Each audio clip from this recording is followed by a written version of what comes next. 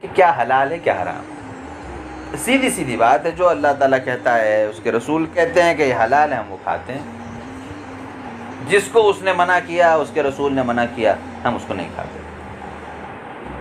عقلی دلیلیں ہیں، منطقی لاجک ہے ہمارے پاس، لیکن اس سے پہلے ایک مسلمان کا عقیدہ یہ ہونا چاہیے کہ کوئی لاجک ہو نہ ہو، اللہ نے کہہ دیا، رسول نے بتا دیا، بات ختم ہو گئی، ہمیں یہی کرنا ہے. جس کو چلانا ہے چلائے، اس کو ہنگامہ کرنا ہے کرے. یہی ہماری سوچ ہے، یہی ہماری بنیاد ہے. اصل ہمارے ایمان کا یہ معیار ہونا چاہیے. لاجک جو ہے وہ بیان کی جاتی ہے، اور حقیقت یہ ہے دو طرح کی چیزیں، دو طرح کے جانور اسلام میں حرام ہیں. اسلام میں دو طرح کے جانور حرام ہیں، دو طرح کے جانور نہیں کھائے جائیں گے. نمبر ایک، وہ جانور جن کے کھانے سے انسانی جسم کو نقصان پہنچ سکتا ہو. وہ جانور جن کے کھانے سے انسانی جسم کو فزیکلی کچھ نقصان پہنچ سکتا ہو انسان کو، ان جانوروں کو نہیں کھایا جائے گا.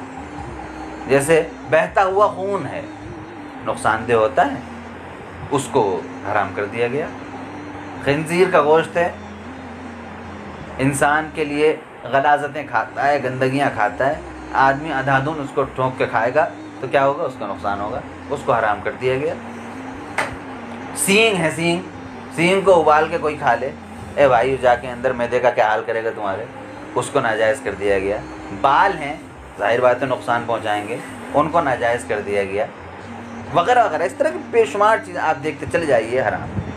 دوسری وہ چیزیں حرام ہیں، وہ جانور حرام ہیں، ان جانوروں کا گوشت حرام ہے، یا وہ گوشت حرام ہے جس کے کھانے سے انسان کی نفسیات پر، انسان کی روح پر، انسان کے ذہن و دماغ پر برا اثر پڑ سکتا ہو، وہ بھی حرام ہے. جیسے چیر پھاڑ کرنے والے جانور.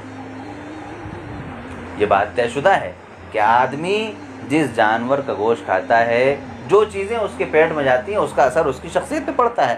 بالکل سیدھی سیدھی بات ہے، سب مانتے ہیں اس کو. جس جانور کا گوشت آدمی کھاتا ہے، اس جانور کا مزاج کا مطلب وہ بھینسا نہیں بن جاتا، وہ گدھا گھوڑا نہیں بن جاتا، وہ بکرا نہیں بن جاتا، بھیڑ نہیں بن جاتا.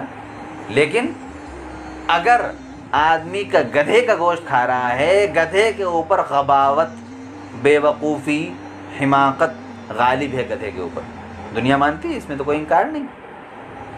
آدمی اس کا گوشت زیادہ کھائے گا، اس کا اثر اس کی شخصیت پہ پڑ سکتا ہے. پڑ نہیں سکتا، پڑے گا، اس لیے اس کو حرام کر دیا گیا. شیر کا گوشت کھائے گا، چیر پھاڑ کرنے والے درندوں کا، پرندوں کا آدمی گوشت کھائے گا، اس کا اثر اس کی شخصیت پہ پڑے گا.